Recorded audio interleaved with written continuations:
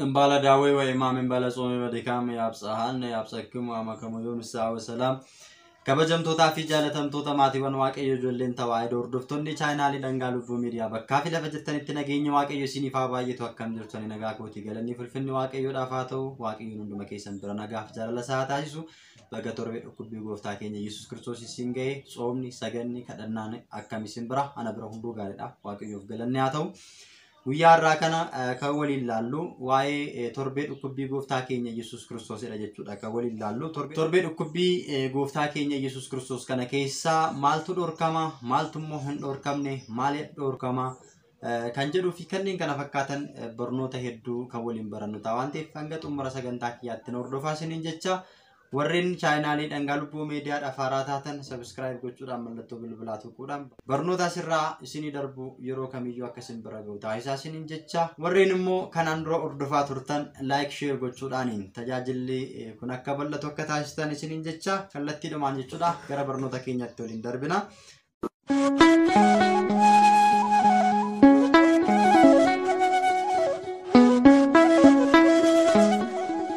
Guyyaarraa torbee imaamaatii yookiin immoo torbee dhukkubbii gooftaa jechuun maal jechuudha yoo jenne torbee dhukkubbii jechuun egaa galgala gaafa Hoosaa'inaatii kaasee hanga gaafa guyyaa Jimaataatti kan jiru torbee gidiraa torbee dhukkubbii torbee gadadoo jedhamuudhaan kan inni yaadatamu. Gooftaan keenya Yesuus Kiristoosii duuka boota isaadhaaniin akkana jedhee itti dubbateera. Tokkoffaa Qorontos boqonnaa 11 lakkoofsa 26 irratti amma nani lammaffaa deebi'ee dhufutti yeroodhuma biddeena kana nyaattan yeroodhuma xoofoo kana dhugdan waa'ee duukoo ni labsitu waa'ee dhiphina koo waa'ee gidiraa koo ni labsitu akkuma jedhee torbeen kun torbee gidiraa fi dhukkubbii gooftaa keenyaa qoricha keenya Yesuus Kiristoos kan itti labsamu kan itti barsiifamuu fi kan itti lallabamudha jechuudha.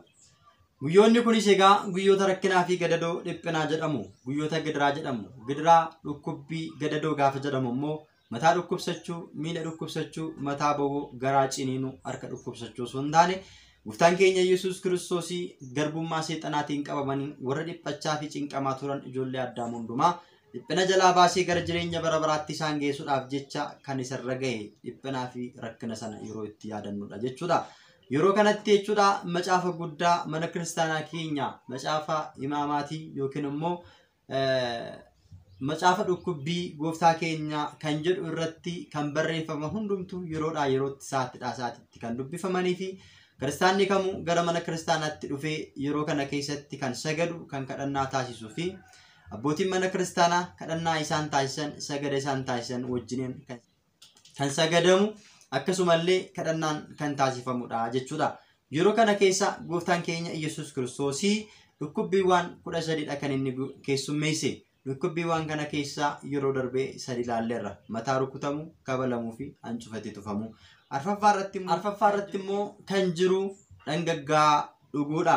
Gooftaan keenya Yesuus Kiristoosii anaaf isinii fi bishaan qulqulluu dhangalaasee akka nuti dhugnee dheebuu baane kan taasise Eden Gannat keessaa kan burqu waa'ee jireenyaa bishaan jireenyaa kan nama obaasu Qaanaa Galiilaatti argamee bishaan gara waa'iniitti jijjiiree kan saba sana obaase akkasumallee biddeena jireenyaa kan ta'e dhugaatii jireenyaa kan ta'e erga nyaatanii deebi'anii kan hin beelofne erga dhuganii deebi'anii kan hin dheebonne jireenya bara baraa kan namaaf kennuu danda'u gooftaan keenya Yesuus Kiristoos jaalate jaalala isaadhaaniin fannoorra olee gidiraa fudhatee gidiraa inni fudhate kunis immoo fedhii fi jaalala isaatiin ta'ee ilmaan namootaa jireenya bara baraa akka ittiin argatan mootummaa isaa akka ittiin dhaalaniif inni nu faana nuti immoo isa faana kan ittiin tokko ta'uu dandeenyu foon isaa fi dhiiga isaa kan nuuf kenne jireenya bara baraa kan ittiin nuuf laate ofii isaa immoo sababa cubbuu keenyaa fi yakka keenyaadhaaf jecha dhangaggaa sana kan itti dhuge dheebodheera yommuu jedhu bishaan kan namaaf kennuu danda'u kattaa keessaa bishaan burqisiisee saba Israa'eliin kan obaasaa ture.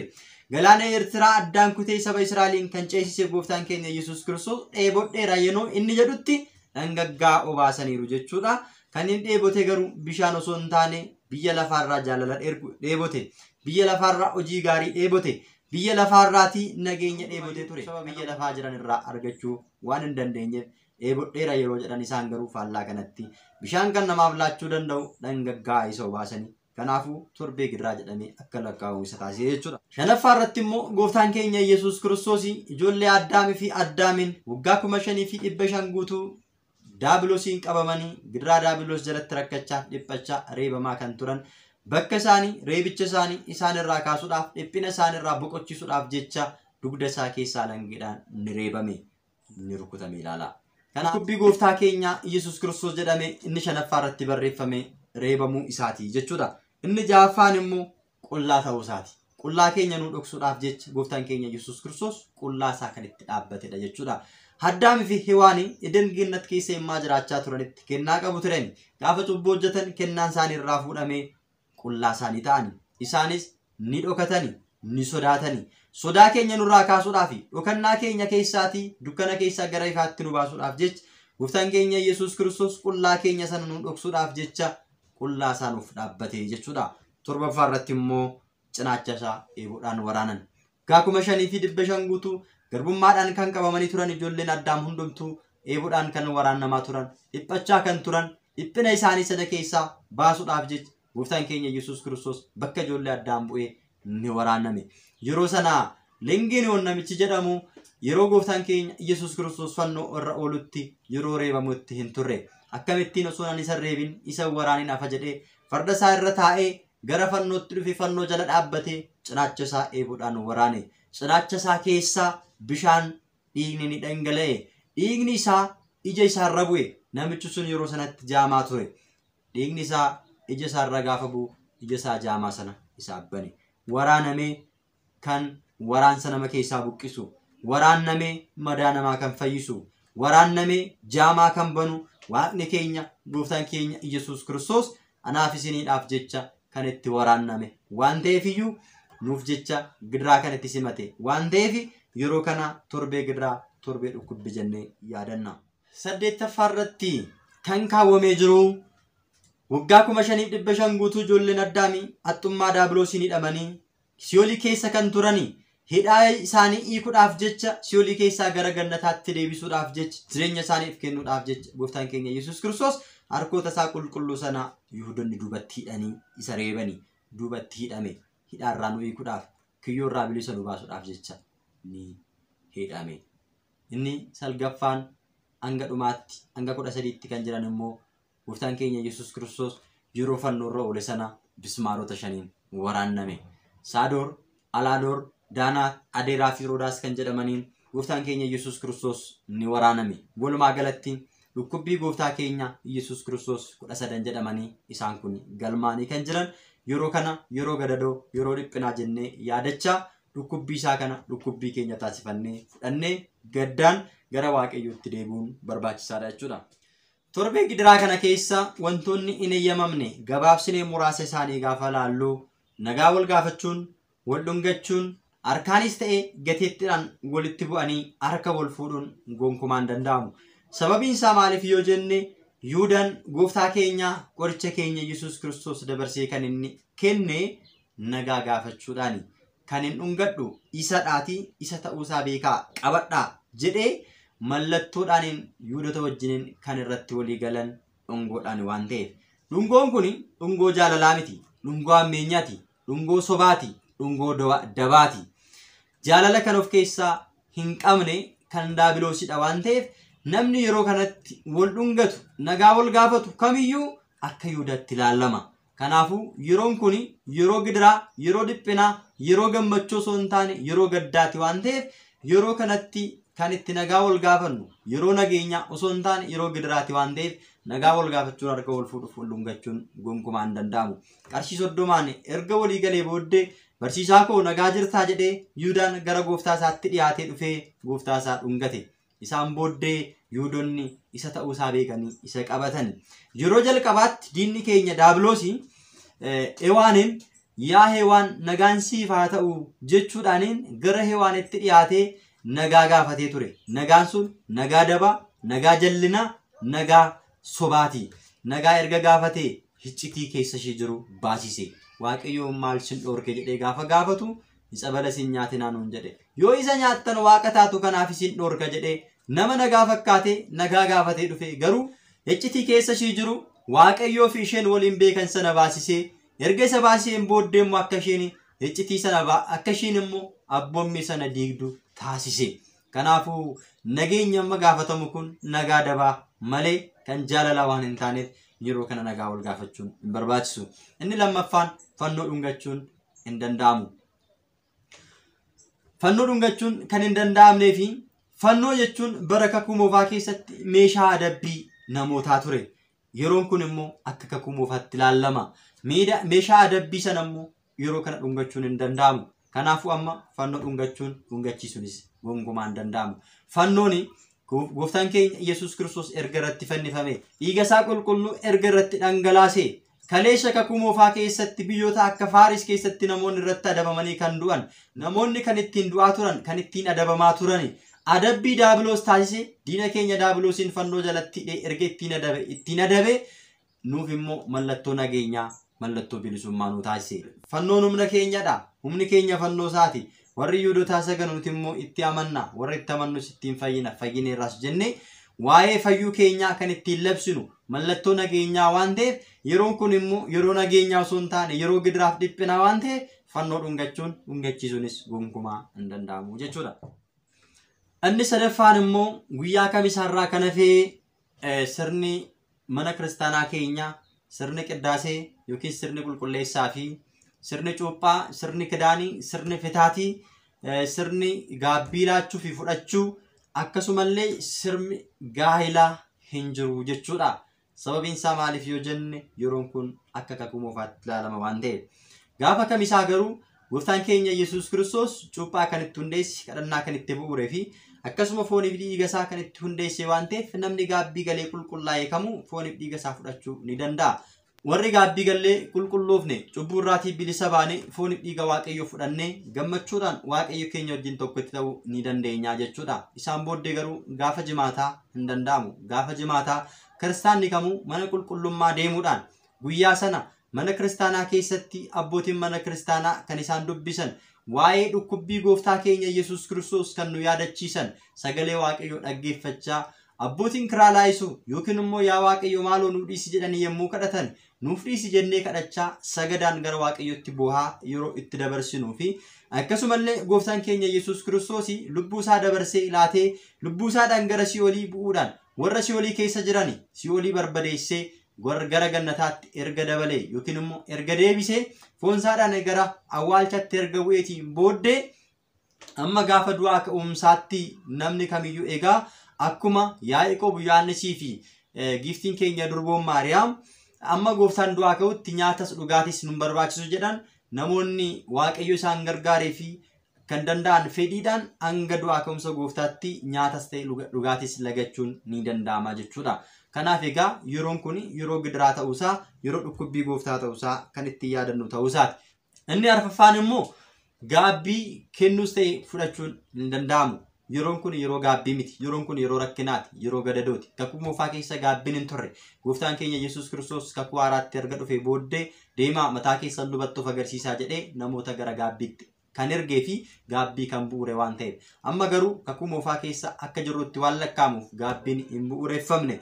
Yeroo sana yeroo kakuu moofaa kan laatamaa ture bakka cubbuu namaa aarsaa kan ta'a ture aarsaa qalmaa dhiyaatudha. Aarsaan qalmaa dhiyaatu immoo amma fudhataman qabu. Yeroo kanas immoo yeroo itti aarsaa qalmaa dhiyeessinu miti. Yeroon kun yeroo boo'ichaaf yeroo gaddaa yeroo gara Waaqayyootti itti boonyudha malee. Kanaafuu gaabbii kennuus ta'e fudhachuun hin danda'amu.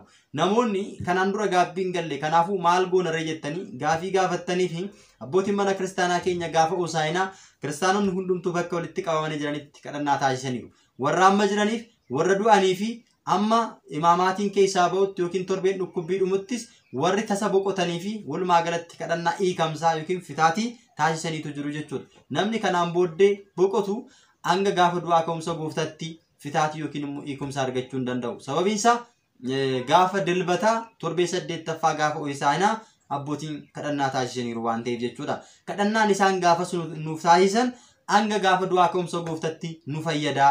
Hiikumsi isaan gaafas taasisan hanga gaafa du'aa ka'umsa gooftaatti nu gargaaraa jechuudha.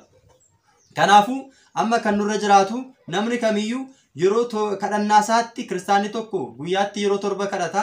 Yeroo kadhannaa isaa torbanittiyyu kiraa laayisuun yookiin immoo yaa Waaqayyo yaa Kiristoos ati naaf dhiisi jechuudhaan yeroo 41 sagadu irra jiraata, soomutu irra jiraata, gara Waaqayyotti boo'utu irra jiraata. Waaqayyoon torbee kana keessatti yookiin torbee subaayii guyyoota torban kana keessatti nuuf dhaga'uu ni danda'a waan ta'eef laphee keenyan gara Waaqayyotti boonyee cubbuu keenyaaf dhiifama nuuf taasisi yoo jenne abbootiin keenya gooftaan keenya Yesuus Kiristoos ilkee du'a moo'ee gaafa inni ka'u walumaa galatti kadhannaa ni taasisu. Cubbuu keessan irraa hiikamaa ni jedhu waan ta'eef gaafa sana hiikamuu ni dandeenya jechuudha. Malee torbee kana keessa gaabbii fudhachuus ta'e kennuunis gonkumaa hin danda'amu jechuudha. Akkasumallee Faasigaan erga hiikkate yookiin gooftaan keenya Yesuus Kiristoos erga du'aa ka'een booddees gaabbiin hin fudhatamus hin laatamus jechuudha. Maaliif yoo jenne gooftaan keenya Yesuus Kiristoos gaafa inni qabamu, gaafa inni reebamu, gaafa inni fannoorra oolu Yihuudoonni, Fariisonni, Saduqaanota warreen jedhamanii warri Daabiloos wajjiniin walitti firooman ijoolleen Daabiloosii fi Daabiloos maal ta'an ni gammadan. Ijoolleen Addaam immoo warri Waaqayyoon amanatan immoo ni gaddan. Amma immoo gooftaan keenya Yesuus Kiristoos gaafa du'aa ka'u Daabiloosii fi ijoolleen Daabiloos ni gaddan. Maaliif?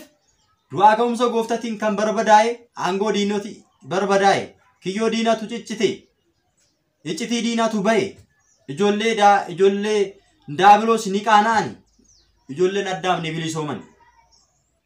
Du'aa ka'umsa Kiristoosiin ijoolleen Addaam ni gammadan. Daabiloosii fi ijoolleen Daabiloos immoo maal ta'an ni gaddan. Kanaafuu yeroon kun yeroo gaddaa miti. Erga gooftaan du'aa ka'ee du'aa ka'uu isaadhaan booddee immoo hanga guyyaa 40tti nu bira tura. Hanga nu bira ture kanatti immoo namni misirroon osoo isa bira jiru hin gaddu. Guyyaan kun guyyaa gammachuuti waan ta'eef gaabbii galuun hin danda'amu. Yeroo kana gammachuudhaan, elelleedhaan, faarfachuudhaan Kiristoos du'aa ka'eera, aangoodhaaf humna isaatiin diinni hidhameera. Kanaan booddee nagaa fi gammachuun ta'eera jennee waa'ee du'aa ka'uusaa fi ijoollee Addaamiif gammachuun ta'uusaa waggaa 5,500 kan hidhamanii turan kiyyoo sanirraa hiikkachuu isaanii bilisa ba'uu isaanii kan itti lallabamuu fi kan itti labsamudha. Nuyi isa fannifame Kiristoosin lallabna. Akkuma jedhe Phaawulos yeroon kun waa'ee fannifamuusaa fi du'aa ka'uusaa ilkee du'aa cabsee du'a moo'uusaa kan itti lallabamu jireenyi kan itti kenname mallattoon bilisummaa keenyaa kan itti mirkanaa'e faajji bilisummaa keenyaa fannoo gooftaa kan itti arganne waan ta'eef yeroo kana gadduun nun barbaachisu. Gaabbii jechuun immoo gadduudha waan ta'eef kanaafuu soomadhaan booddees gaabbiin hin laatamu jechuudha. Namoonni gaabbiin galle maal goona yoo jettan immoo torbee kana keessa fayyadamuun barbaachisaadha. Sagaduu soomuun barbaachisaadha. Isaan booddee immoo Faasigaan erga darbee guyyaa 40 booddee gooftaan keenya Yesuus Kiristoos gara samiitti erga ol ba'ee sooma yookiin immoo gaabbii qalloonaa fudhachuun ni danda'ama jechuudha. Hanga sanatti garuu yaa Waaqayyo usuun gaabbiin galiin gara keetti akka hin waamamneef ati na gargaari jennee kadhannaa keenyaan gara Waaqayyotti bu'uun barbaachisaa ta'a jechuudha. Inni biraan egaa torbee kana keessa abbootiin illee si haa hiiku cubbuu kee irraa hiikami jechuu hin jiru yookiin immoo hin danda'amu. Gaafa Hosaayinaa jedhanii waan ta'eef amma gaafa du'aa ka'umsaatti deebi'an hin jedhan. Fannoon isin ol kaawwama. Kabaroon isin ol kaawwama. Masqaliin isin ol kaawwama. Kanaan booda akka kakuu moofatti yaadatama waan ta'eef jechuudha. Dabalata immoo yeroo kana keessa dhugaatis ta'e nyaatas xiqqeessitu nurra jiraata. Cubbuu ta'e osoo hin taane yeroon kun surumaatu yeroo gidiraa fi dhiphinaa waa'ee du'aa ka'umsaa yeroo gidiraa fi dhiphinaa waa'ee gidirfamuu fi rakkina arguu gooftaa keenya Yesuus Kiristoos itti yaadannudha. Malee yeroo gammachuu waan hin taaneef jechuudha. Madaa'uu isaatiin nuti fayyine akkuma jedhe Isaayyaas waa'ee madaa'uu isaa, waa'ee dhukkubsachuu isaa, gidiraa arguu isaa, nuuf jecha dhiphina fudhachuu isaa kan itti yaadannu waan ta'eef jechuudha. Torbeen kun torbee gidiraa jedhamee ni waamama jechuudha.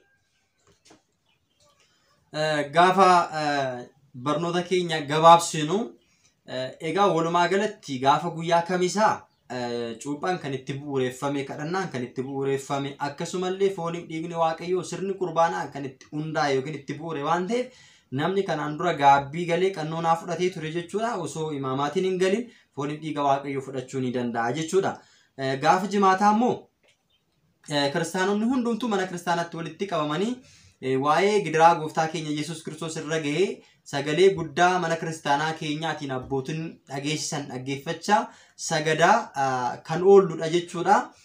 Dabalataan immoo gaafa jimaataa erga sirni kadhannaa fi erga sirni sagadaa xumuramee booda naannoo sa'aatii 11 yookiin immoo 12 jechuudha abbootiin mana kiristaanaa gadi bahanii baala ejersaa qabatanii namoota hundumaa ofitti waamanii akka isaan lammaffaa irra deebi'anii sagadaniif qannoonaa gabaabduu kennuufi jechuudha. Akkaataa isaan torbee sana keessa balleessaniin yookiin hojii hojjetaniin wanta hojjetan gaafa itti himatan amma na sagadi jedhanii qannoonaa laatuuf isaan booddee ni sagaduu jechuudha. Baala ejersaadhaan rukutuu isaanii ejersi cimaadha. Isinis amantaa keessanitti cimaa Yesuus Kiristoos ilkee du'aa sana du'a isaatiin isinirraa cabsuudhaaf dhufeera waan ta'eef kanaan booddee Waaqayyotti amantanii duubatti hin deebi'inaa jechuudhaaf yookiin immoo labsuu isaaniiti jechuudha. Inni lammaffaan immoo ittiin hin garafan ittiin rurrukutu malee jechuudha baala sana. Yesuus Kiristoos isiniif garafameera. Yesuus Kiristoos gidiraa isiniif argeera. Kanaan booddee isin immoo garaffiin yookiin dhukkubbii isin tuqu hin jiru. Kanaan booddee isin kabajamtaniittu yaada jedhu kan of keessatti qabatedha jechuudha. Akkasumallee egaa amantaa keenyatti akka cimnu kan nu barsiisu barnoota guddaa kan dabarsudha waan ta'eef jechuudha. Manni kiristaanaa keenya yookiin aadaan mana kiristaanaa keenya immoo wanti isheen barsiisu tokko jira kan biraa jechuudha. Yaaqoob Yohaannisii fi giftiin keenya durboommaadha. Erga gooftaan keenya Yesuus Kiristoos gara awwaalchatti deeme booddee hanga du'aa ka'umsaatti nyaatas dhugaatis hin nyaannu dhugnu jedhanii lagatanii aadaan mana kiristaanaa keenya kana ni barsiisti.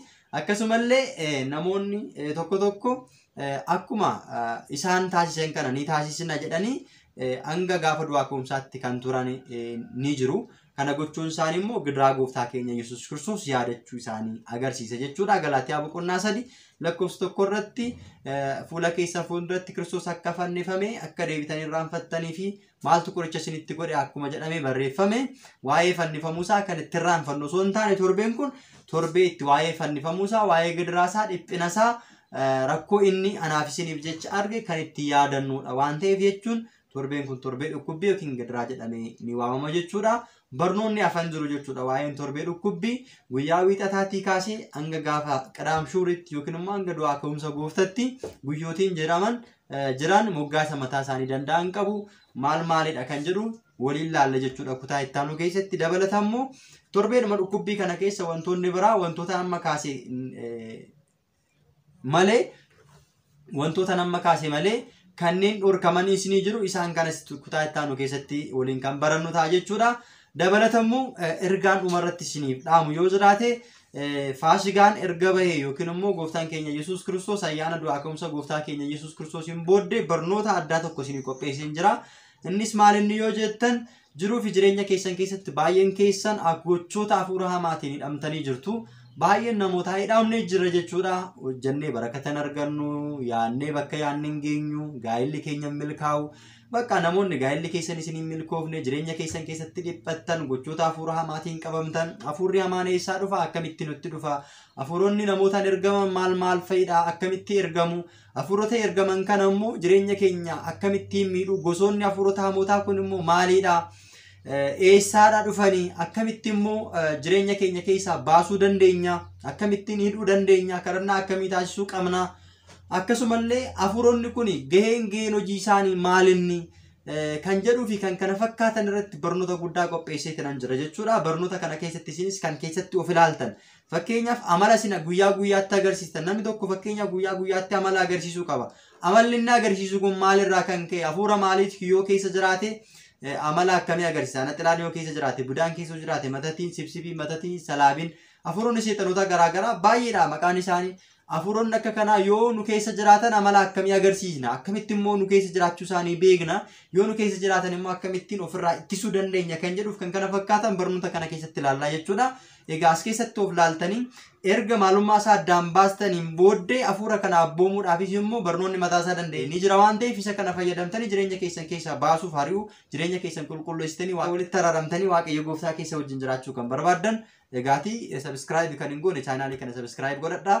akkasumallee namoota biroo bira akka ga'uuf subscribe gochuudhaan share gochuun like gochuudhaan hordofaa hiriyoota keessan iddoo garaagaraa jiran iddoo sirbaa gruupii garaagaraa keessa jiranis affeeraati gara kanatti fidaa lubbuu takkitti yoo deebistan waaqayyo biraa gatii argattu waan ta'eef jechuudha ofii keessanii qofa fayyuu osoo hin taane namoota biroof fayyisuun barbaachisaa waan ta'eef jechuudha egaati chaanaaliin kun kanarratti kan bu'uureffamedha waan ta'eef torbee dhukkubbiitiin booddee egaa barnoonni kun kutaa tokkoffaarraa jalqabnee kan itti fufnu waan ta'eef egaa itti qophaa'aa yaadannoo qabadhaa barreeffadhaa warreen barreeffachuu hin dandeenye immoo akkamittiin akka riikardii godhatanii ol keewwachuu dandeessan maatii keessan hafuurota hamootaa qaallichaa jala akkamittiin akka baasuu dandeessan irratti kan xiyyeeffatu waan ta'eef barnoonni kun akkasiin jalan darbinen dhahamsa keessanii dhaama kutaa ittaanu viidiyoo ittaanu nangalu arginitti waaqayyoon hunduma keessan faanaa ta'u waaqayyoon hunduma keenya faanaa ta'u akkasumallee tajaajilli kun akka itti fufuuf kadhannaa gochuun barbaachisaadha walii keessanii kadhadhaa jedha waan ta'eef isin sanaafanis immoo isinii kadhadhe walii kadhachuun barbaachisaa waan ta'eef walii keenya faa kadhannoon isiniin jedha waaqayyoon biyya keenya nagaa nuuf haa taasisu waaqayyoon hunduma keessan siinaa eebbisu kan dhukkubsatan waaqayyoon nuuf haa maaru warra rakkoo keessa jiran rakkoo keessaa baasee waaqayyoo gooftaan keenya hunduma keenya immoo ayyaana du'aa ka'umsa isaadhaan hunduma keenya akka ga'u fedhaa jaalala isaa nuuf haa ta'u subhaatan egzaabeer.